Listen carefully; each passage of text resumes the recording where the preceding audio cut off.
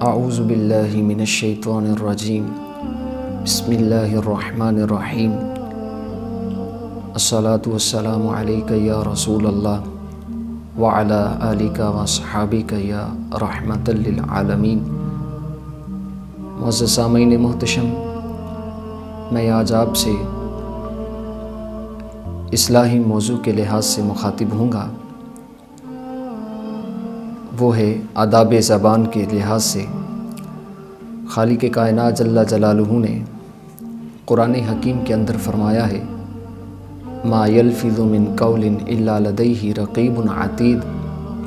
اس آیت کا مفہومی ترجمہ یہ ہے کہ انسان تو ہرگز یہ گمان نہ کر کہ تیرا بولا ہوا کہیں کچھ لکھا نہیں جا رہا، بلکہ فرمایا ہم نے فرشتوں کو مقرر کیا ہے، ہم نے محافظ تیار کر رکھے ہیں، ان کی ڈیوٹی ہے جو کہ تیرا بولا ہوا ہر لفظ لکھ رہے ہیں۔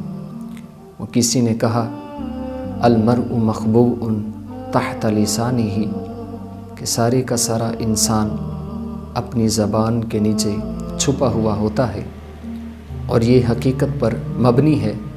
ایک انسان خاموشی سے آ کر بیٹھ جائے تو ہمیں کیا معلوم ہوگا کہ یہ بیٹھنے والا عقل مند ہے یا احمق ہے، یہ علم والا ہے یا جاہل ہے۔ جب وہ بولے گا اس کی زبان اس کی ذات کا، اس کی شخصیت کا تعارف کرائے گی۔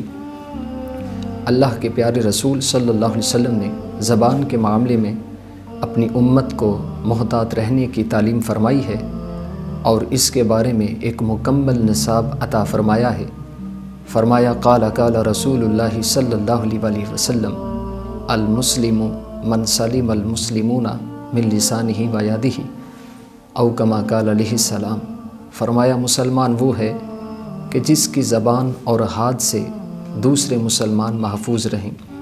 یہ سرکار علیہ السلام نے اپنے مسلمان کی تعریف کو بیان فرمایا ہے، اور شاید ہم مسلمان ہونے کے باوجود بھی یہ تعریف جو سرکار علیہ السلام نے بیان کی اس سے انجان ہو جائیں، اجنبی ہوں، مگر اس کو یوں بھی سمجھ لیجئے ایک تشبیہ سے کہ انسان کی اگر کوئی چیز گم جائے، اس کے سامنے کئی سینکڑوں چیزیں پیش کی جائیں تو انسان یہ بتاتا ہوا نظر آتا ہے کہ جو میری چیز ہوگی اس میں یہ خوبیاں موجود ہوں گی۔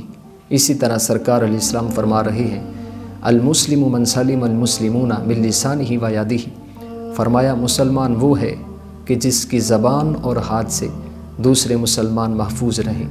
آج ہمارا انداز زندگی کیا ہے کہ ہماری زبان سے نہ ہمارے ماں باپ محفوظ رہ سکے، نہ ہمارے بہن بھائیوں کی عزتیں محفوظ رہ سکیں۔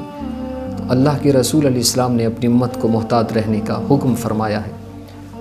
سرکار علیہ السلام کا ایک اور بھی فرمان ہے جو کہ زبان کے معاملے میں اپنی امت کو محتاط رہنے کی تعلیم فرما رہا ہے۔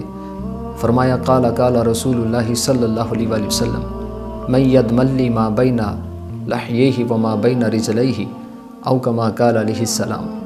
حضور علیہ السلام فرماتے ہیں اے میری امت، صرف تم مجھے دو چیزوں کی ضمانت دے دو، میں تمہیں دنیا میں ہی جنت کی بشارت عطا کرتا ہوں۔ دو چیزوں کی ضمانت تم مجھے دے دو اور اس کے بدلے میں تمہیں جنت کی خوشخبری سناتا ہوں۔ فرمایا ایک اپنی زبان کی، اور دوسرا یہ کہ اپنی شرمگاہوں کی حفاظت کی۔ تم مجھے گارنٹی دے دو کہ کبھی بھی تم نے ان کی حدود سے کبھی بھی ناجائز استعمال نہ کیا ہے۔ فرمایا جنت کی بشارت ہم تمہیں دنیا میں ہی عطا کر دیتے ہیں۔ اور یہ ایک حقیقت پر مبنی بات ہے کہ انسان اگر زبان کا صحیح استعمال کرتا ہے تو یہی زبان کا استعمال اسے صدیوں کا سفر چند لمحوں میں کروا دیتی ہے، اور انسان کو قدم کی پھسلن بھی وہاں نہیں گراتی جہاں پر زبان کی پھسلن انسان کو گرا دیتی ہے۔ اور امام فخر الدین رازی رحمۃ اللہ علیہ نے تفسیر کبیر میں یہ لکھا ہے کہ کل جب قیامت کا دن ہوگا تو رب کائنات جل جلالہ ایک بندے سے ارشاد فرمائے گا یا فلان ابن فلان ادخل الجنت بعملک، اے میرے بندے جنت میں اپنے اس ایک عمل کی وجہ سے جنت میں چلا جا۔ وہ بندہ جب اپنے اعمال کو دیکھے گا تو حیران ہو جائے گا کہ میرے اعمال میں تو کوئی ایسی نیکی نہ تھی کہ جو جنت میں جانے کا ذریعہ بن جاتی، تو جو اللہ نے فرمایا ہے کہ اپنی ایک نیکی کی وجہ سے جنت میں چلا جا، تو اب قابل غور بات یہی ہے کہ وہ نیکی، وہ نیک عمل کتنا خاص ہوگا۔ تو امام فخر الدین رازی رحمۃ اللہ علیہ تفسیر کبیر میں فرماتے ہیں کہ پھر رب کائنات اس آدمی کے پوچھنے پر فرمائے گا، میرے بندے تو رات کو سویا تھا اور رات کو جب تو نے کروٹ بدلنا چاہی، ایک پہلو سے دوسرے پہلو پر تبدیلی کرنا چاہی، تو نیند کی حالت میں تیری زبان سے بے ساختہ صرف ایک بار لفظ اللہ نکلا، پھر ثم غلبک النوم، تجھ پر نیند کا غلبہ ہوا، تو سو گیا، لا تأخذہ سنۃ ولا نوم، اور ہماری شان یہ ہے کہ نہ ہمیں اونگ آتی ہے نہ نیند آتی ہے، ہماری ذات تو اونگ سے بھی پاک ہے، نیند سے بھی پاک ہے، بھولنے سے بھی پاک ہے، اور ہماری ذات کی شان یہ ہے کہ ہم کسی پر کوئی ظلم نہیں کرتے۔ تو تیرا ایک بار لفظ اللہ کہنا آج ہم تیری جنت میں جانے کا ذریعہ بن گیا۔ تو یہ زبان کا صحیح استعمال انسان کو جنت کا حقدار بنا دیتا ہے۔